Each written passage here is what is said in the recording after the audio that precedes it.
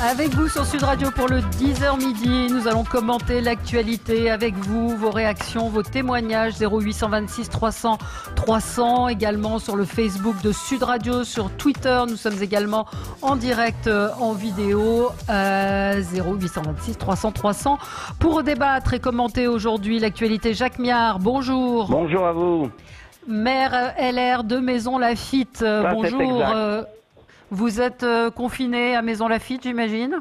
Eh bien, confiné du domicile à la mairie pour tenir, parce que le maire se doit de travailler, le maire doit être présent, comme de multiples collègues d'ailleurs, quelle que soit leur couleur politique. Et on voit bien que les maires demeurent les clés de voûte de proximité d'une part, et aussi de la cohésion de la nation. Parce que aujourd'hui, on voit très bien que Monsieur le Président de la République, et je suis gentil quand je dis Monsieur le Président de la République, a fait un virage à 180 degrés sur cette notion de corps intermédiaire qu'il a méprisé jusqu'à l'heure. Et on voit très bien. Alors on va en parler. Commencez pas le débat. Je vous présentais, je vous demandais si vous étiez confiné. Donc voilà, on va y revenir. Alexis Poulain, journaliste, directeur de publication du Monde Moderne. Bonjour. Bonjour Valérie, bonjour à tous. Vous êtes où? Vous êtes en région parisienne? Confiné à Vincennes, en région parisienne, chez moi, voilà. Très bien. Je ne sais pas si Geneviève Gotzinger est arrivée. Bonjour, elle est là, Valérie. Vous êtes communicante. Bonjour à vous, présidente de l'agence Image avec 2G. Et vous êtes où? Vous êtes en région parisienne aussi? Je suis chez moi, dans le centre de Paris, absolument. D'accord. Et Romain Colas, secrétaire national du PS et maire de Boussy-Saint-Antoine. Bonjour.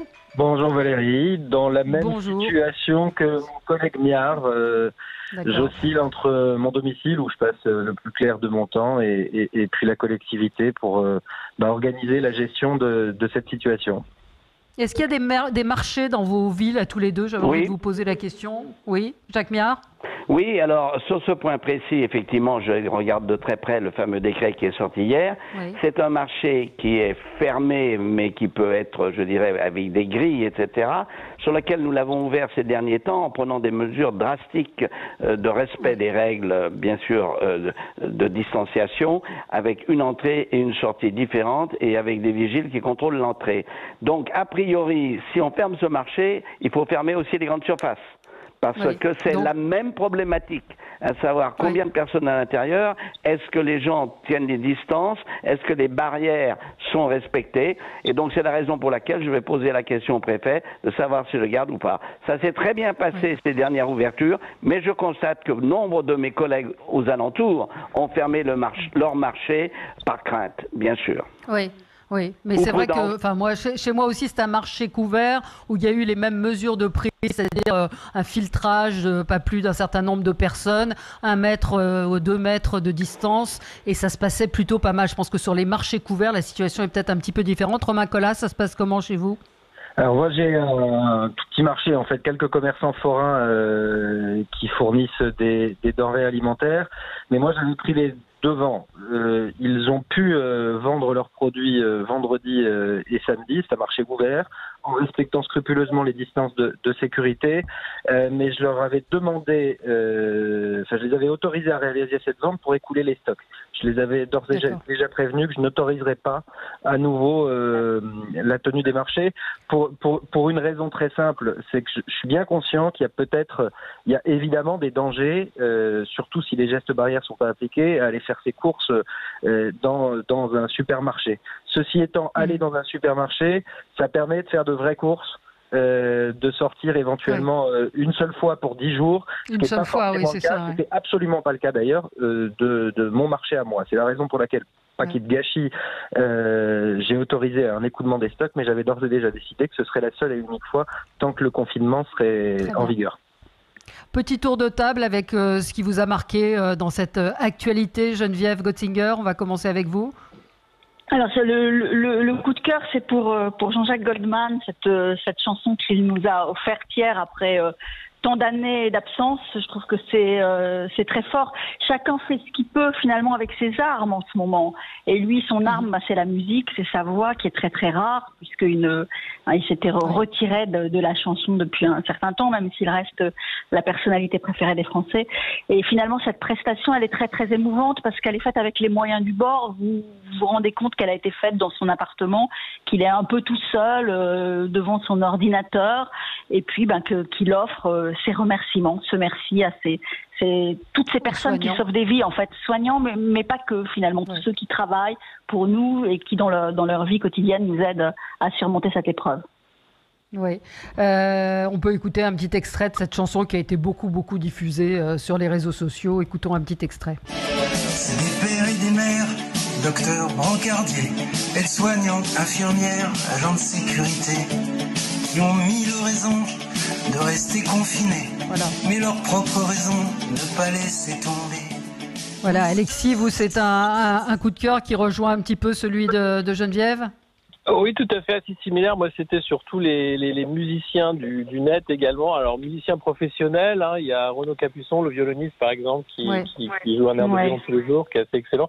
Puis après, il y a tout le monde qui s'improvise, alors qui essaye de faire un peu comme Jean-Jacques Goldman, mais pas avec son talent forcément, qui reprennent du Renaud, qui font des chansons familiales, qui parfois prêtent à rire.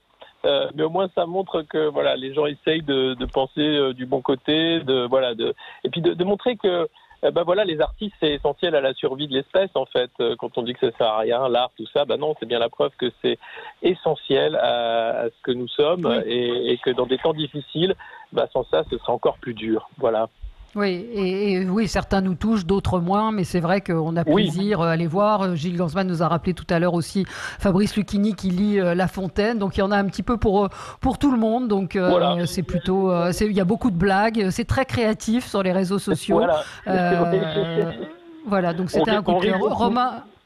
Romain, vous, c'est un coup de gueule. J'ai pas envie d'être polémique dans la période, donc je sais pas si je dois le qualifier de coup de gueule ou de grosse interrogation. Moi, je trouve que les autorités, le gouvernement ne sont absolument pas clairs sur la qualification de celles et ceux qui doivent travailler. Le président de la République a dit que nous étions en guerre.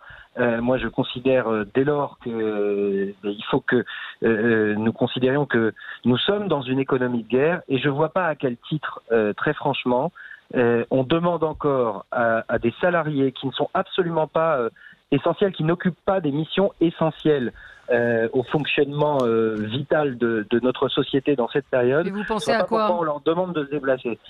J'ai un exemple très concret à vous donner.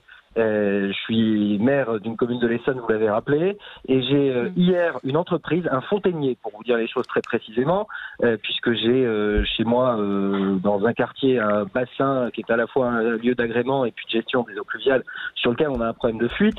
Qui devait être réparé, et le fontainier a appelé mes services hier matin pour dire qu'en vertu des discussions entre le gouvernement et les fédérations professionnelles du bâtiment, il était appelé à reprendre le travail et qu'il se proposait donc d'ouvrir le chantier de réfection de ce bassin qui est situé dans un parc public auquel l'accès est interdit par un arrêté préfectoral.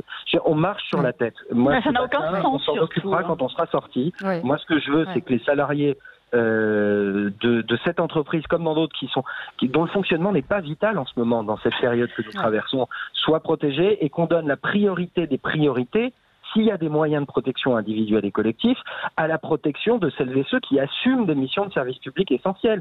Ceux dont parle Goldman, les soignants, les éboueurs, les agents de sécurité, les caissières et les caissiers dans nos supermarchés. Voilà, on a besoin d'eux. Les autres, qui restent chez eux, ça soulage les soignants, ça soulage la société. Et si on a des moyens de protection, il faut qu'on les donne d'abord prioritairement à ceux qui sont indispensables au fonctionnement de notre pays. Oui. Alors, on vous a entendu. Jacques Miard, pour vous, écoutez, il ne s'agit pas de polémiquer. Je suis tout à fait d'accord avec mon collègue maire qui vient de s'exprimer. Il ne s'agit pas de polémiquer. Mais il y a un certain nombre d'incohérences. Et je vais vous en donner une qui m'a profondément choqué et pour laquelle j'ai décidé d'employer le fameux terme « on n'obéit pas aux ordres idiots ». Voilà. Il nous a été demandé dans les communes de mettre en place des gardes, soit en crèche, soit pas en école pour les enfants des soignants. Très bien.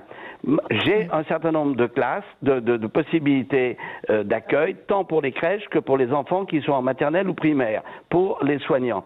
Mais bien évidemment, j'ai souhaité que ça soit également ouvert aux enfants des pompiers, aux enfants des policiers, qui sont sur le tarmac en permanence, souvent dans des conditions d'ailleurs sans masque. Eh bien, figurez-vous que du côté du ministère de l'Intérieur, on trouve que c'est parfaitement inadmissible de faire ça. Eh bien, je le dis comme je le pense, je ne me mettrai pas le doigt sur la petite couture du pantalon et j'accueillerai dans les possibilités de garde, tant pour les crèches que pour les écoles, les enfants des soignants, les enfants des pompiers et les enfants des policiers. Oui, mais vous avez entièrement raison. On va passer dans un instant au débat. Moi, je voulais refaire. Oui, je voulais refaire Je vous ai pas entendu, Jacques Miard. Je disais que c'est un coup de gueule parce que là, franchement, c'est franchement inadmissible d'avoir donné des instructions de ce sens et ça vient de très haut dans la DGPN, la Direction Générale de la Police Nationale.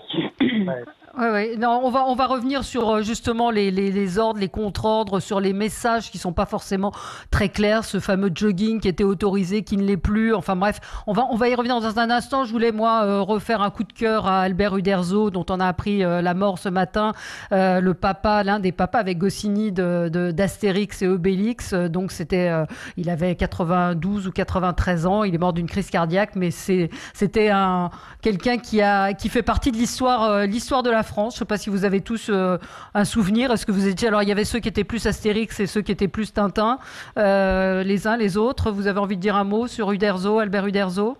Il symbolise, Astérix, c'est le symbole de la France, c'est le symbole de la France qui se bat, c'est un combattant, c'est le symbole de la France qui résiste Gaulois à un réfractaires. Voilà. Réfractaire. Aujourd'hui, on résiste à un envahisseur qui est un virus, mais oui, c'est symbolique qu'il soit mort aujourd'hui, en fait. Oui. Oui, absolument. Un mot, les autres, qui veut intervenir? Écoutez, c'est très simple. Nous demeurerons ad vitam des Gaulois réfractaires. Réfractaires, voilà. Allez, on va marquer une petite... Oui, Alexis Poulain, vous vouliez intervenir? C'est parfait, oui, c'est triste. Il y a Manu Dibango aussi, qui était un grand musicien, un saxophoniste qui est mort, ça m'a fait beaucoup de peine ce matin. Et Uderzo, évidemment, c'est toute l'enfance Astérix, c'est toute mon enfance, ces albums, donc voilà, de grands titres qui partent, voilà. Ouais. Romain, vous avez été aussi Astérix?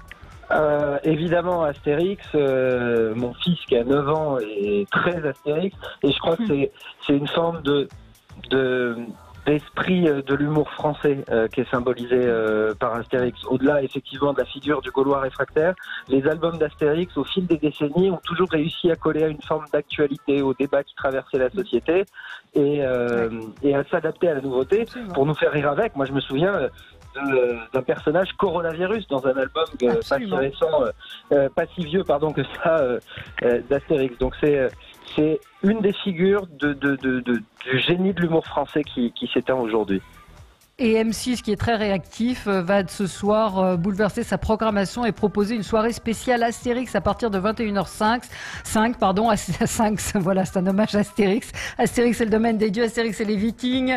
Et Uderzo, les ingrédients de la potion magique. C'est un documentaire qui lui avait été consacré ce soir, donc sur M6. Allez, on se retrouve dans un instant et on va revenir sur l'intervention du Premier ministre hier. Est-ce que les consignes du confinement sont claires? 3 prises de parole hier dans la journée. Emmanuel Macron dans un centre d'hébergement, Olivier Véran lors du point presse, Édouard Philippe à 20h. Est-ce que vous avez tout compris? Est-ce qu'il y a du retard à l'allumage? On en parle avec vous et on attend vos témoignages. 0826 300 300. À tout de suite.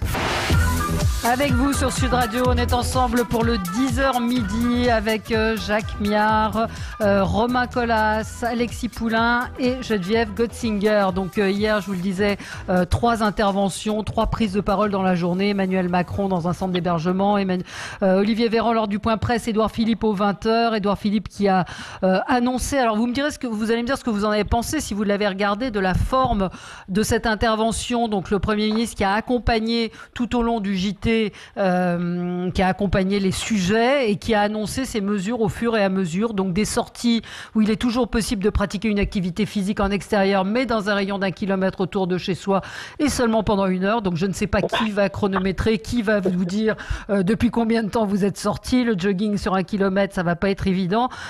Tout ça arrive. Et puis les déplacements médicaux qui mettent en colère, vous l'avez peut-être entendu Jean-Paul Hamon ce matin, seuls les soins urgents qui répondent à la convocation d'un médecin pourront faire l'objet d'un déplacement, sauf que voilà, parfois on a des besoins de voir un médecin sans que ce soit d'une urgence folle, mais où on a des douleurs. Donc qu'est-ce que vous pensez de ces interventions diverses et variées, peut-être Jacques Miard?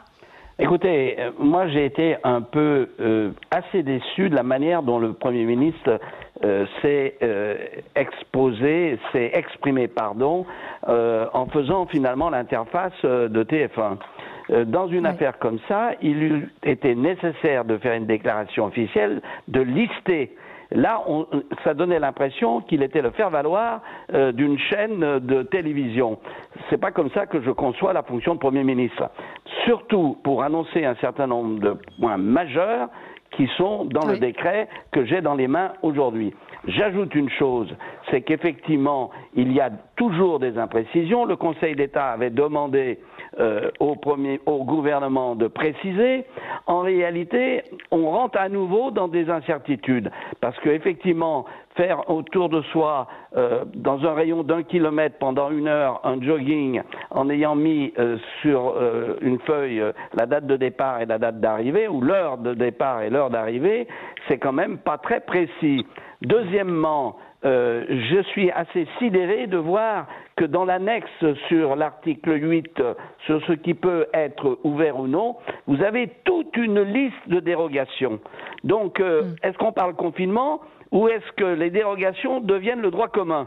Et donc ça pose un problème. Et il y a un point qui m'interpelle parce que j'ai pu constater dans ma ville notamment que sous couvert d'associatifs, de porter le panier de la petite mémé, du petit pépé, en réalité derrière il y avait une opération commerciale qui cachait son nez et qui avait pour objectif de recenser toutes les personnes isolées de manière ensuite à leur proposer dans un deuxième temps un certain nombre de services parce que c'est en réalité une entreprise qui est derrière cela.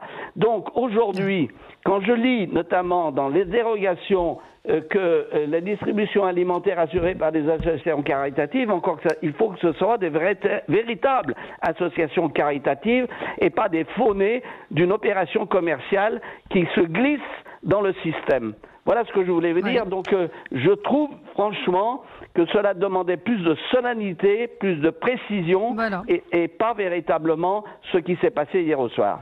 Je suis assez d'accord avec vous. J'ai été assez frappée par cette forme. C'est pour ça que je vous posais la question ce matin. Geneviève Gotzinger, vous qui êtes communicante. Oui, alors la solennité, j'ai l'impression qu'il y a quand même un partage des rôles au sein de l'exécutif et que la solennité, elle est laissée au président de la République, dont les interventions sont plus rares.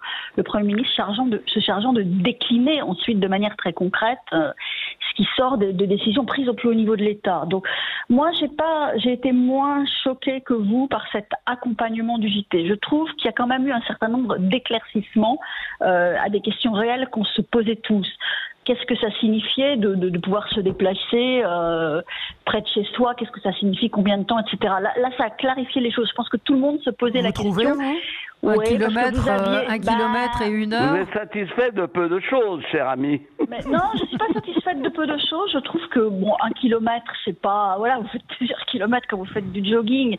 On avait le sentiment quand même que les Français se disaient qu'est-ce que ça signifie cette proximité de son domicile. Là, on a une réponse. Surtout qu'on nous disait 400 mètres avant, hein. Je tiens à vous préciser. Les instructions préfectorales, les instructions préfectorales, c'était autour de 400 mètres autour de son domicile. Alors tout d'un coup, là, on découvre 1 kilomètre. Donc acte. Oui, on découvre 1 kilomètre. Oui, justement, tout et n'importe quoi courait sur les réseaux sociaux. Vous aviez des gens qui vous disaient 500 mètres, 400 mètres, effectivement. Là, vous avez au moins quelque chose d'un peu précis. Quant à la manière de le faire appliquer, vous dites heure de départ, heure de retour. Non, c'est heure de départ. Là où vous signez, vous mettez la date et vous mettez votre heure de départ de chez vous. Et à partir de là, vous avez 1 heure de temps pendant laquelle vous pouvez vous défouler dehors. Cela dit, pourquoi 1 heure ? Après, on peut contester le fond de la mesure elle-même, hein, parce que, a priori, si vous courez seul avec une distance, cette fameuse distanciation sociale, vous pouvez très bien courir 1 heure, 2 heures, 3 heures, 4 heures, au gré de vos besoins personnels. Vous ne mettez pas votre santé en risque et vous ne mettez pas la santé des autres en danger. Donc, cette durée d'1 heure me semble assez baroque, voilà. Ouais, j'imagine. Alexis Poulain. Oui, moi j'avais l'invité de ce matin de mon podcast La République en confinement, c'était Noam Anouar, un policier du syndicat Vigie, qui disait que compte tenu du flou de toutes ces mesures, en fait, la plupart des amendes vont pouvoir être contestées sur la base du droit. Parce qu'en fait, elles ont été dressées à un instant T, sachant que personne ne savait ce que ça voulait dire. Le coup des 500 mètres, du 1 km, de faut pas sortir plus d'1 heure. En fait, comme c'est pas clair, rassurez-vous, vous payez l'amende, mais vous allez pouvoir la contester dans les mois qui viennent et vous faire rembourser. C'est absolument n'importe quoi, ces mesures de confinement. Soit on le fait sérieusement. Enfin, je sais pas s'il y a un lobby des joggers qui est aussi puissant pour arriver à faire que le Premier ministre fasse un discours là-dessus. On est quand même... même que le président de la République l'évoque, hein. Non mais c'est dingue, même des athlètes au JO ne sortent pas, font du sport, du renforcement musculaire à domicile. Enfin, faut arrêter de sortir pour du loisir. Je crois que c'est important de le dire. Et puis l'autre problème majeur, c'est de dire d'un côté restez chez vous, et puis de l'autre aller travailler, même sur des secteurs qui sont non stratégiques. Et puis ce matin, le ministre de l'Agriculture qui dit aux chômeurs, si vous n'avez rien à faire, allez dans les champs, aidez pour ramasser les récoltes, sinon elles vont pourrir sur place. Donc on est dans un truc de personne comprend en fait s'il faut rester chez soi, s'il faut aller aider, s'il faut... Et en même temps... Ouais, c'est le en même temps, mais c'est en même temps extrêmement grave parce que ça veut dire que la plupart des Français ne comprennent pas ce qu'on leur demande. Si on leur demandait un effort de guerre et qu'il faut aller au champ, qu'il faut aller aider, etc., aller au travail, ok, mais là on leur dit de rester chez eux. Alors est-ce qu'il faut... Enfin, et puis il y a des gens qui ont peur pour leur famille, c'est-à-dire qu'ils seraient prêts à aider, mais comme on n'a pas de test, ils veulent pas, surtout pas rentrer chez eux avec le virus, sachant qu'ils pourraient pas se tester, savoir s'ils ont le virus ou pas. Donc on est dans une situation vraiment ubuesque, encore une fois, où eh bien c'est un peu du chacun pour soi et chacun fait comme il veut. Excusez-moi, c'est mon chat qui est en confinement. Oui, on entend votre chat, oui, effectivement. C'est... Oui. Romain Colas. Oui, bon, écoutez, sur la forme de l'intervention du Premier ministre hier, moi, ça m'a pas plus choqué que ça, et je rejoins ce que disait Jean-Jacques Göttinger, c'est chacun dans sa partition, chacun dans son expression, et il pouvait être intéressant que le Premier ministre, à mesure que les sujets étaient égrenés, puisse, parce que ça parlait de situations concrètes auxquelles sont confrontés les Français, puisse apporter des réponses. Moi, je trouve qu'il y a eu quand même des clarifications. S'agissant des déplacements individuels autorisés, moi je n'arrêtais pas d'être sollicité par mes administrés sur ce qu'était la distance convenable pour l'exercice physique individuel. Là on a une règle qui est posée, on a un temps qui est posé. D'ailleurs pour répondre à Geneviève, je pense que le temps il permet simplement d'une heure, il permet simplement dans les secteurs denses avec une certaine rotation s'opère pour éviter qu'à un moment il y ait trop de monde en même temps. Même avec le respect des distances de sécurité. Et je pense que c'est pas complètement inutile. Là, j'ai un petit désaccord avec Jacques Niard. Il y a des familles qui sont aujourd'hui confinées dans des petits appartements à 5, 6, 7, 8 et c'est de nécessité vitale, c'est pas du confort que de pouvoir aller s'aérer et il faut qu'il y ait des règles qui soient fixées. En revanche, ce qui manquait de mon point de vue à l'expression hier du Premier ministre, et je rejoins ce qui vient d'être dit par Alexis, c'est qu'on est encore dans un flou artistique qui est coupable de mon point de vue, on regarde la situation, s'agissant des activités économiques. Voilà. Je pense qu'il faudrait que le gouvernement soit en capacité de dire voilà ce qui est essentiel, voilà ce qui doit continuer à fonctionner absolument pour assurer les besoins vitaux de la société. Les autres, vous restez chez vous et tous les moyens de protection, tous les moyens de test dont on pourra se doter, ils doivent être fléchés vers celles et ceux qui sont essentiels au fonctionnement vital de la société dans la période. Voilà. On n'a pas le moyen de se disperser. Je suis tout à fait d'accord. Je voulais revenir. Sortir, effectivement, quand on est confronté dans un appartement, on risque de devenir fou à la sortie, ça c'est clair. Bon, et avec des risques de tension énormes et des problèmes véritablement qui peuvent dégénérer. Cela psychologique, étant, ne serait-ce que psychologique. On est bien d'accord, est bien d'accord.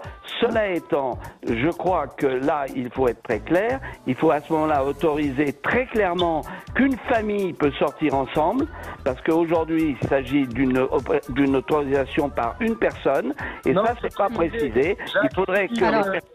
Si, Jacques, on va y revenir. On est obligé de marquer une pause et on se retrouve. On va parler des EHPAD aussi, qui va être, je pense, le très gros scandale à venir. Et on sera avec le directeur de l'association des directeurs au service des personnes âgées, qui représente les directeurs d'EHPAD. À tout de suite. Avec vous sur Sud Radio jusqu'à midi. Vous retrouverez ensuite André Berkoff. N'oubliez pas les vraies voix également à partir de 17h avec Christophe Bordet. Vous pouvez également vous exprimer chez Brigitte Lahaye. Bref, Sud Radio est là, organisé pour vous accompagner. Je suis avec Jacques Miard, maire LR de Maison Lafitte, Geneviève Gotzinger, communicante, présidente de l'agence Image, Romain Collas, secrétaire national du PS et maire de Boussy-Saint-Antoine, et Alexis Poulain, journaliste, directeur de la publication du Monde Moderne. Et nous sommes en ligne avec Romain, on dit Gilzaume, c'est ça? Gilzaume. Vous êtes directeur de l'ADPA, l'association des directeurs au service des personnes âgées. Ça représente les directeurs d'EHPAD. Services à domicile. D'accord. Les EHPAD craignent le pire. Ce sont évidemment les personnes âgées qui sont particulièrement vulnérables au Covid-19. Certains directeurs, certains soignants tirent la sonnette d'alarme et déjà beaucoup de morts apparemment dans les maisons de retraite. Qu'est-ce que vous pouvez nous dire de la situation ? Écoutez, beaucoup de morts, c'est difficile à dire parce que évidemment, nous savons que les personnes âgées sont une population particulièrement fragile à l'égard du coronavirus et pour lesquelles il faut avoir la plus grande attention. C'est en cela que depuis plusieurs semaines, nous travaillons notamment avec les pouvoirs publics pour obtenir des masques pour l'ensemble des professionnels de l'aide aux personnes âgées, à la fois en établissement et à domicile, à la fois pour protéger ces personnels et leur permettre de continuer d'accompagner les personnes âgées en établissement et à domicile et évidemment également protéger les personnes âgées elles-mêmes de la diffusion de ce virus. Aujourd'hui, la situation reste, semble-t-il, assez contenue, même si effectivement nous commençons à enregistrer des décès, mais évidemment avec la diffusion et la propagation du virus sur l'ensemble du territoire national, il va commencer à toucher les personnes âgées comme d'autres Français et bien sûr nous commençons effectivement à enregistrer des décès de personnes âgées en établissement, mais il faut également avoir en tête que nous enregistrons certainement aussi des décès de personnes âgées qui vivent seules à domicile pour lesquelles il faut avoir cette attention toute particulière. Oui, mais est-ce que c'est pas, pardon de vous bousculer peut-être un peu, mais est-ce que ce que vous dites n'est pas un peu langue de bois par rapport à ce qu'on entend des soignants? C'est-à-dire que ce qu'on a pu entendre ici ou là de gens qui travaillent dans les EHPAD, c'est-à-dire que quand on appelle pour des suspicions de Covid, le SAMU ne se déplace pas et qu'il y a donc des gens qui sont abandonnés aujourd'hui et qu'on ne peut pas soigner et qu'on laisse mourir carrément. Mais vous savez, la situation, c'est pas tant de la langue de bois, c'est surtout que la situation est très diverse. On a bien en tête qu'aujourd'hui, dans le Haut-Rhin, dans l'Hérault, dans la Haute-Savoie, la situation n'est pas la même que dans la Creuse, dans la Corrèze, etc. Donc il n'y a pas une généralisation sur l'ensemble du territoire de décès en très grand nombre. Par contre, là où vous avez raison, c'est qu'on commence sur certains territoires à voir effectivement les décès apparaître. Et que la question, effectivement, vous avez raison, de l'accompagnement des personnes âgées et de leur possibilité d'être hospitalisés malgré effectivement leur âge est une question qui se pose. Et bien sûr que le seul motif de l'âge ne peut pas suffire. La question c'est de savoir si effectivement il y a des comorbidités, si la personne a une espérance de vie qui est suffisante au regard des critères qui peuvent être envisagés par les services d'urgence. Services d'urgence qui font ces choix tout au long de l'année. Vous savez, c'est leur exercice que de devoir faire des choix entre des personnes qui ont plus ou moins d'espérance de vie et donc plus ou moins de capacité à pouvoir bénéficier de soins. Donc, vous avez raison, la question du seul âge ne peut pas suffire pour ces critères. Par contre, oui, il faut prendre en compte un certain nombre d'éléments et il faut permettre à ces personnes âgées, si elles sont en situation de pouvoir avoir une espérance de vie qui permette d'accéder à ces services, qu'elles le soient.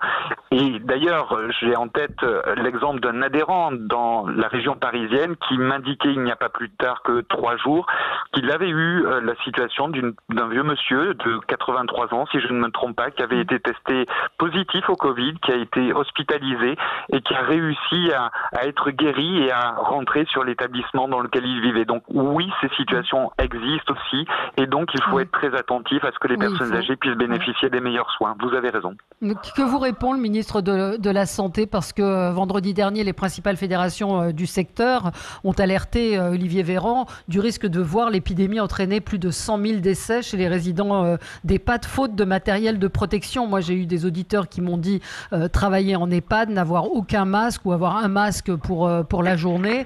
Qu'est-ce qu'on vous répond ? Mais clairement, l'ADEPA, vous savez, travaille depuis plusieurs jours, voire plusieurs semaines avec les services de l'État pour obtenir ces matériels. Et effectivement, c'est une attente que nous avions indiquée fortement au ministre. Et Olivier Véran a répondu à cela dès samedi en disant que l'ensemble des structures personnes âgées bénéficieraient de ce matériel absolument essentiel pour protéger les personnes âgées, protéger aussi les professionnels dans leur exercice. Nous sommes aujourd'hui encore en lien très étroit avec le ministère pour voir maintenant ensuite le déploiement et nous assurer que au suite des annonces soit bien déployé sur l'ensemble des structures personnes âgées, donc j'entends bien par là tout type d'établissement et tout type de service à domicile dans les jours à venir, ces masques pour les professionnels et effectivement pour les protéger. Très bien, merci d'être intervenu Romain Gilshaume, directeur de l'ADEPA, donc association des directeurs au service des personnes âgées. Merci à vous. Vous avez entendu donc ce qui vient d'être dit. Quelqu'un voulait réagir ? Vous savez, à ce propos, il faut véritablement être très discipliné. J'ai dans ma ville au moins 5 ou 6 maisons de retraite, plus un hôpital de l'AMGEN, un hôpital fonctionnel. L'hôpital fonctionnel qui n'est pas donc un hôpital de traitement direct, mais qui reçoit des gens qui vont être rééduqués ou qui vont avoir des traitements de suite à une opération, toutes les visites sont interdites. Donc je crois qu'il faut véritablement, de ce côté-là, être discipliné et respecter les règles et les interdictions d'accès, bien sûr. Moi, je voudrais réagir, Valérie, c'est Romain Collas. C'est Romain Collas, oui. Ouais, c'est parce que moi, j'ai 2 établissements d'hébergement de personnes âgées dépendantes sur le territoire de ma commune et j'ai fait le point pas plus tard que ce matin avec le directeur d'une des 2 structures. Donc lui, pour l'instant, tout va bien. Personne parmi les résidents n'a de symptômes et il a réussi à se procurer 4 tests. Il va pas aller très loin, hein, puisque c'est une structure qui a une centaine de lits et puis surtout qui accueille des personnels. Et ça rejoint le raisonnement que j'évoquais tout à l'heure sur la nécessité absolue de définir ce qui est vital et de flécher tous les moyens de test et de protection vers ce qui est vital.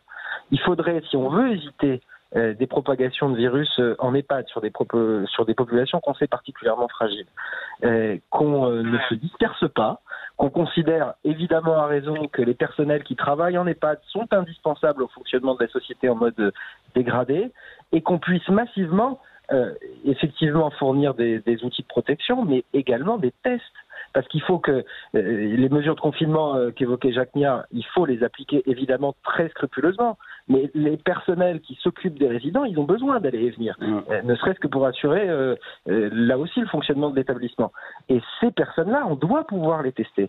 Si on veut à tout prix éviter que le virus rentre, eh bien, il faut pouvoir tester régulièrement toutes les personnes qui sont susceptibles de faire entrer le virus et qui doivent pouvoir continuer à rentrer dans les établissements. Donc je rejoins le raisonnement que j'essaye de tenir depuis tout à l'heure, mais je regrette amèrement que les pouvoirs publics ne soient pas en capacité de définir une doctrine claire sur le sujet. On n'a pas beaucoup de moyens. Ces moyens, on doit les flécher vers ce qui est indispensable. Et si on veut pouvoir les flécher sur ce qui est indispensable, il faut qu'on arrête de faire fonctionner ce qui n'est pas indispensable. Et ça, c'est ce que j'attendais du Premier ministre hier, et c'est là-dessus qu'il m'a déçu bien plus que sur la forme de son intervention. Oui, Geneviève Gotzinger. Oui, moi j'étais là, on est tous dans un relatif, entre guillemets, optimisme par rapport aux EHPAD. Moi, j'ai été ébranlée quand même par l'intervention hier. Il me semble, j'ai une moins bonne notion des jours là en confinement de Patrick Pelou qui nous prévoit une vraie hécatombe dans les EHPAD, lui, et qui s'interroge. Et là, c'est une interrogation que je partage. En étant, moi évidemment pas médecin, donc en n'ayant pas les certitudes qu'il peut avoir sur la non-utilisation de la chloroquine. Lui demande que les 300 000 doses de chloroquine que Sanofi apparemment aurait et pourrait mettre à disposition, qu'on puise dans ces doses pour soigner justement les personnes âgées dans les EHPAD qui sont atteintes du coronavirus.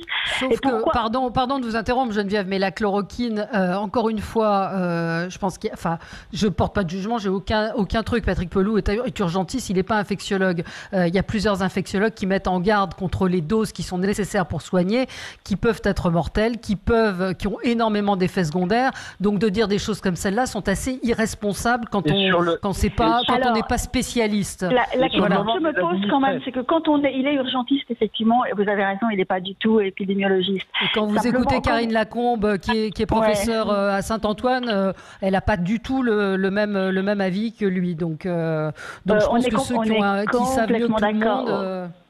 On est d'accord, Valérie. La seule question qu'on peut se poser quand on se retrouve face à des personnes dont on sait que sont cela, de toute façon, elles sont quelque part condamnées. Est-ce qu'il vaut mieux pas? Est-ce qu'on a quelque chose à perdre? Dans ces cas bien précis, à tenter. Voilà, c'est tout. Oui, non, mais... Voilà, et de ce point de vue, seulement de ce point de vue, il m'a ébranlé hier, et bon. Oui, non, mais... Alors, qui voulait réagir? Oui, je voudrais revenir quand même sur le fameux décret qui a été publié, parce que maintenant c'est la Bible, et je vous invite à lire l'annexe à l'article 8 qui autorise un certain nombre d'activités. Et c'est là où la liste est très longue, elle est très très longue. Alors je comprends parfaitement que le pays ne doit pas s'arrêter, je comprends parfaitement qu'il faille bien sûr nourrir nos concitoyens, mais je peux vous dire, lisez cette liste. Vous avez les locations et locations bail de véhicules automobiles, vous avez l'hébergement touristique et autres hébergements de courte durée, etc. Vous avez toute une liste. Donc on voit très bien aujourd'hui qu'on est dans une impasse, mais ça je n'accuse pas le gouvernement, c'est-à-dire qu'il faut à la fois avoir un confinement et à la fois que le pays tourne parce qu'on ne peut pas tout arrêter. Et c'est cette balance, cet équilibre qui va être extrêmement difficile à trouver et sur lequel, moi je pense qu'il faut véritablement réaffirmer la notion de confinement, car on sait que c'est cela qui va empêcher le virus de propager. Moi, j'ai une fille qui est en Savoie, dans ma maison de campagne, et qui est malade, et qui véritablement est en train de se soigner parce qu'elle n'a pas de fièvre, elle n'a pas de problème respiratoire, etc. J'ai une deuxième fille qui est confinée dans son appartement à Milan, avec ses deux enfants et son mari, et le lapin, parce qu'ils ont un lapin, et donc il est clair qu'à ce titre, le confinement en Italie, c'est confinement total. Donc c'est là où je crois qu'on a encore quelques progrès à faire. Le droit fondamental, ça doit être le confinement et les exceptions au compte-gouttes. Sinon, on ne s'en sortira pas. Alors on a Eliane en ligne qui voulait intervenir. Bonjour Eliane. Bonjour Valérie, merci de me prendre à l'antenne. Il y a quelque chose qui me chiffonne là concernant les masques. Je ne sais quelle société, je ne sais plus comment ça s'appelle, LM, je ne sais pas quoi, là, qui doit fournir. FFP2. Louis Vuitton, non, LVMH, vous voulez dire. Voilà, il y a ça, et puis il y en a d'autres, il y a des parfumeurs, là, ou je sais pas quoi, mais où ils tardent à venir, non, c'est LVMH, Kering, il y a plusieurs sociétés. Pardon, allez-y, je vous ai pas entendu. Ils tardent à venir, ces masques, ou je sais pas, j'ai l'impression que non, ils sont en train d'arriver. Hier, on a eu un représentant d'LVMH qui a raconté qu'il y avait, plusieurs 20 millions, je crois, de masques qui vont arriver dans un premier temps. Ça va arriver. Ça a été, eux ont pu obtenir de façon assez rapide d'acheter des masques parce qu'ils n'ont pas tout le process de l'État. Après, c'est l'État, c'est ce que nous a expliqué hier Monsieur Jamet de chez LVMH, que c'est l'État qui va distribuer et répartir et décider à qui vont ces masques. Ah ouais, ça va être quelque chose encore. On va, je sais pas. Si un jour cette crise s'arrête, j'ai l'impression qu'on va savoir des choses qui vont nous faire dresser les cheveux sur la tête. Qu'est-ce que vous en pensez? Oui, c'est possible. Alors après, c'est vrai que moi j'ai eu pas mal de nos chroniqueurs, débatteurs qui disent faut pas polémiquer, sauf que sans polémiquer, quand on pose des questions, on polémique forcément. Et c'est vrai que cette question des masques et cette question des tests, elle va revenir de façon extrêmement prégnante, puisque on sait que s'il y avait eu des masques, quand même, la contagion aurait certainement pu être évitée. limité. Donc c'est vrai qu'on nous a dit que ça protégeait ceux qui étaient malades, mais je vois aussi une auditrice, je crois, son témoignage a disparu, qui nous dit, un auditeur qui nous dit que sa femme travaille en maison de retraite, elle ne sait pas si elle est contaminée ou pas, et elle a peur de contaminer les personnes âgées dans son EHPAD. Donc c'est vrai que c'est incompréhensible ce manque de masques. Non, mais, à la fois, alors qui veut intervenir? Moi, Alexis Poulain. Le problème, c'est qu'on entend une porte-parole qui dit que tout ça a été planifié, très bien préparé. C'est faux. Le mensonge, ça suffit. Enfin, l'OMS, depuis janvier, dit qu'il faut un dépistage systématique et précoce, un traitement précoce, qu'il faut des masques, évidemment, même pour les non-malades, pour éviter justement ce confinement total qui met le pays à l'arrêt. Et puis, s'il faut, un confinement. Nous, on fait tout à l'envers. Et puis, on a des Italiens qui sont nos voisins, qui nous ont montré où on peut arriver jusqu'à 700 morts par jour malgré le confinement, parce que ça met du temps avant que la courbe se lisse, comme on dit, mais c'est des gens qui meurent, c'est pas une courbe. Eh bien, eux, ils décident quand même d'arrêter toutes les activités non stratégiques, et nous, on va faire la même erreur, c'est-à-dire au lieu d'arrêter une semaine avant pour éviter d'avoir davantage de contamination, eh ben, on va faire la même erreur, on va attendre encore 8 jours pour dire qu'on va arrêter les activités non stratégiques, avec des responsables politiques qui appellent les gens à aller au champ, qui appellent les gens à aller travailler dans des secteurs non essentiels, une DRH qui est maintenant ministre du Travail, qui voulait que les gens travaillent dans le BTP, enfin, alors qu'on ne peut pas mettre des mesures les gestes sanitaires essentiels dans ces secteurs-là, enfin, faut arrêter. Et puis sur les champs, je suis plus réservé parce que, enfin, c'est une parenthèse, mais il va bien falloir qu'on nous nourrisse, qu'on ait des fruits, des légumes. Donc il faut bien que l'agriculture continue, sinon le pays est à l'arrêt. Tout travail mérite salaire. Je pense que c'est là aussi le côté de dire aux chômeurs d'aller au champ. C'est quand même se dédouaner assez facilement. Et puis, il y a un autre problème, c'est-à-dire qu'on ne peut pas envoyer au front des soignants s'ils ne sont pas équipés. On sait maintenant que c'est extrêmement... Ça, c'est la question de base. Bah voilà. Donc, le fait de ne pas avoir de masque, d'en avoir envoyé en février, le 19 février, 17 tonnes de matériel à la Chine, dont des masques, de dire ensuite que les masques, ça ne sert à rien, et puis de ne pas avoir pris le temps, parce que rappelez-vous quand même ce premier conseil des ministres exceptionnel qui a lieu au début du mois de mars, il me semble, ou fin février, je ne sais plus. Qu'est-ce qui sort de là? Le 49.3. Il n'est pas sorti une commande massive de masques, de gel ou quoi que ce soit. C'était un peu de confinement dans l'Oise, on était en phase 2, la phase 3 était loin, on allait dire on ne va pas surtout pas rentrer en phase 3. Mais je pense qu'effectivement, on réglera, je pense que tout ça, il y aura ça se réglera aussi après, il y aura beaucoup de questions qui sont posées. Je voulais vous lire le témoignage d'Audrey qui nous dit pour l'instant, nous sommes épargnés par ce virus dans notre EHPAD, vivement que tout ça se termine car nous sommes psychologiquement épuisés et le fait que les résidents ne puissent pas voir leur famille depuis 15 jours joue sur leur morale. Et nous craignons des syndromes de glissement, c'est-à-dire des gens qui se laissent mourir parce que ils sont tristes et désespérés. C'est vrai que la situation dans les EHPAD, au-delà du virus, est très compliquée. On se retrouve dans un instant avec vous, avec vos questions, vos témoignages. Et puis parlons également des prisons, puisqu'on a appris que c'est un certain nombre de prisonniers qui arrivent en fin de peine allaient être libérés, des prisons qui sont en surchauffe également. Avec vous, 0826 300 300, à tout de suite. Avec vous sur Sud Radio jusqu'à midi, vous retrouverez ensuite André Berkoff toute la journée sur Sud Radio. Nous vous accompagnons également le Facebook de Sud Radio, le Twitter et puis Solidarité Sud Radio également pour poser vos questions toute la journée. Donc Brigitte Lahaye, Rina Magdine, les vraies voix, nous sommes là avec vous. Et puis ce soir, un hommage à Manu Dibango dans l'émission de notre ami Cujous. Voilà. On a en ligne avec nous Christophe qui avait une question. Bonjour Christophe. Oui, bonjour à tous. Oui, non, c'est surtout un coup de gueule moi que j'avais à donner, c'est qu'on a le maire de Villefranche-d'Auvergne qui a voulu faire un couvre-feu dans sa ville et parce que la sous-préfète n'a pas pu aller à la réunion, elle a interdit le couvre-feu. Donc, je comprends pas tout. Mais quelle est la situation? Pourquoi est-ce qu'un couvre-feu se justifierait à Villefranche? Parce qu'il y en a qui respectent pas l'interdiction de sortie, et je pense que nos gendarmes, ils sont déjà un peu fatigués vis-à-vis des gilets jaunes. Ça fait quand même 2 ans qu'on leur tape au-dessus, qu'ils sont épuisés. Ils ont autre chose à faire qu'à poursuivre les jeunes de 16 ans qui sont dans les rues, tout simplement. On a de la chance d'être dans une région où on n'est pas trop touché, que ce soit le Quercy, l'Aveyron. Ça sert à rien de tenter le diable. Mais vous avez le sentiment que les jeunes n'ont pas pris la mesure de ce qui est en train de se passer? Et disons que nous, comme je vous dis, on n'est pas touchés. Je vous dis, il y a eu 2 cas, je crois, dans l'Aveyron. On n'est pas comme à Mulhouse ou à Paris ou à Montpellier. Mais comme je dis, on a eu des vacanciers, des Parisiens qui sont venus se mettre au vert chez nous. Et c'est des bombes à retournement qui peuvent nous péter à la tête, tout simplement. Oui, mais les jeunes, ça veut dire que les jeunes sortent le soir, c'est ça? C'est ce que vous êtes en train de nous dire. Les jeunes sortent ce soir, voilà. Comme je dis, j'entends des jeunes faire de la moto, même à partir de 21h le soir. Comme je dis, ils n'ont rien à foutre sur des motocross, quoi. Donc, au bout d'un moment, alors, peut-être que on a 2 maires en ligne avec nous. Alors, on a Jacques Miard sur le couvre-feu. Sur ce point précis, il est tout à fait exact qu'aujourd'hui, les forces de sécurité ne sont pas en mesure de faire respecter un couvre-feu. Parce que, premièrement, parce qu'ils sont épuisés avec tout ce qui s'est passé, et cet interlocuteur a tout à fait raison de dire que depuis 2 ans, les forces de sécurité sont véritablement à bout, et à bout de nerfs par ce marché.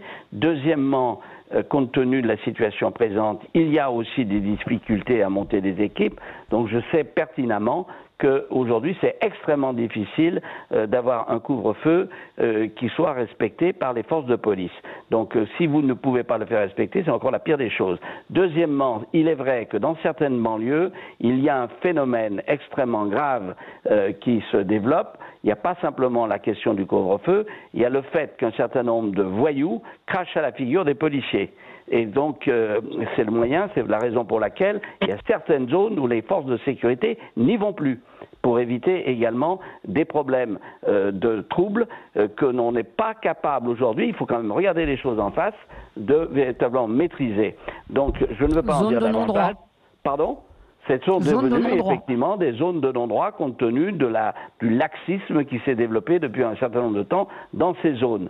Donc il est clair aujourd'hui qu'on a un réel problème du respect de l'autorité et que le couvre-feu n'est pas a priori une solution que nos forces de sécurité sont capables de faire respecter. D'où les atermoiements qu'on constate aujourd'hui. Est-ce qu'il ne faut pas envoyer l'armée? Enfin, je pose la question. Écoutez, envoyer l'armée, j'entends bien, mais bon, vous savez, il faut sans doute faire des sanctions, il faut sans doute rappeler les ordres, mais il n'en demeure pas moins qu'il y a un réel problème du maintien de l'ordre dans certains quartiers. Et pourquoi pas envoyer l'armée? Pourquoi pas envoyer l'armée? Parce que l'armée n'est pas faite normalement, je me souviens de débution, n'est pas faite normalement pour des maintiens de l'ordre internes. Il faut quand même le savoir. Donc, il y a toute une déontologie. On a suffisamment, notamment, reproché aux forces de police parfois d'utiliser des moyens trop brutaux. Normalement, l'armée, elle tire sur un ennemi. Alors, dans l'histoire de Vigipirate, on a fait fonctionner l'armée, mais sachez aussi que ce sont dans des conditions un peu différentes, ce sont des attaques terroristes. Tandis que là, il s'agit quand même de faire respecter un certain nombre de jeunes idiots de couvre-feu. Donc, c'est pas tout à fait la même problématique. D'accord. Oui, Geneviève, vous vouliez réagir? Non, je voulais juste poser cette question. Pourquoi pas l'armée? Mais pourquoi pas l'armée, oui. Alors, Romain Colas, vous, votre point de vue de maire? Alors, d'abord, je suis d'accord avec ce que vient de dire Jacques Miard sur ce que doit être le rôle de l'armée et le déploiement sur le territoire national de militaires chargés du maintien de l'ordre public. C'est quand on est dans une situation sans doute autrement plus dégradée que celle que nous connaissons aujourd'hui. C'est l'ultime recours. Pour ce qui concerne le couvre-feu, moi, mon expérience de maire de ma commune de Boussy-Saint-Antoine, c'est que je n'en avais pas besoin. Il n'y avait pas de besoin particulier parce que les consignes de confinement sont globalement... Alors, j'ai fait, moi, toute une partie de la semaine dernière, la chasse aux contrevenants, qui était d'ailleurs issue de tout milieu, je veux le dire, parce que j'ai entendu une certaine stigmatisation des habitants des quartiers populaires. Moi, j'ai vu des responsables, des gens responsables. Est-ce que quand c'est vrai, on parle de stigmatisation? Enfin, voilà. Est-ce qu'on n'a pas le droit de dire les choses? Pardon? Je dis, vous dites stigmatisation. Maintenant, quand il y a une réalité, on a vu. Alors, c'est quand on a vu certaines images. Je vais vous parler de la réalité que j'ai observée. J'ai pas le sentiment de la travestir. J'ai vu des gens responsables vis-à-vis des mesures de confinement de toutes conditions, et j'ai vu des irresponsables de toutes conditions. Voilà, c'est une réalité. Et je condamne dans les quartiers dits populaires celles et ceux qui respectent pas, Jacques Miard les a décrits, et les mesures de confinement et les forces de l'ordre. Et peut-être que dans ces quartiers-là, des mesures de couvre-feu, pour peu qu'elles puissent être appliquées, sont utiles, et c'est désormais les préfets qui ont la main, plus les maires. Ça a été précisé, ce sont les préfets en concertation avec les maires, qui ont la main pour prendre des mesures de couvre-feu, précisément pour s'assurer notamment de la capacité des forces de l'ordre à les maintenir et de l'opportunité de prendre ce genre de décision. Mais il y a des irresponsables coupables dans les quartiers populaires. Il y a aussi des irresponsables qui se sont encore massés. Enfin, moi, j'ai des images en tête qui étaient lunaires. À 7h30 du matin, dimanche, gare Montparnasse. Oui, c'était absolument lunaire. Vous avez raison. Des gens qui étaient censés, qui vous disent qu'ils ont un déplacement professionnel obligatoire et qui partent avec 4 valises. Voilà. Est-ce que ce sont des habitants des quartiers populaires? Je crois pas. Non, mais ceux-là, vous les verbalisez.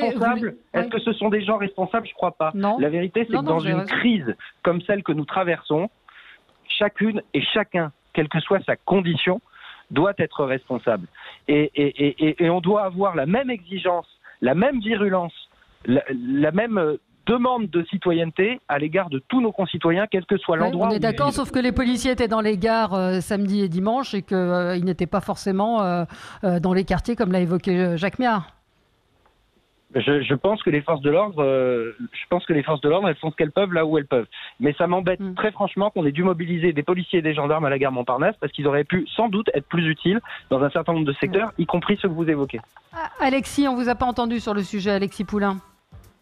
C'est-à-dire que oui, il y a de l'incivisme, c'est de l'égoïsme, de l'individualisme, et puis un manque d'éducation, ça c'est évident. Et puis après, il y a des réalités économiques qui font que c'est difficile d'être confiné dans 30 mètres carrés à plusieurs, qu'il y a des mauvaises habitudes, etc.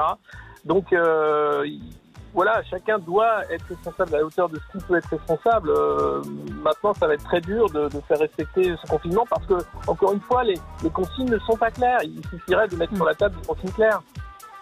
Très bien, merci à tous les 4, merci vous auditeurs de Sud Radio, on sera là demain à 10h pour le 10h midi et puis toute la journée sur Sud Radio, on vous écoute, on vous accompagne et je passe le relais à André Berkoff, très bonne journée sur Sud Radio.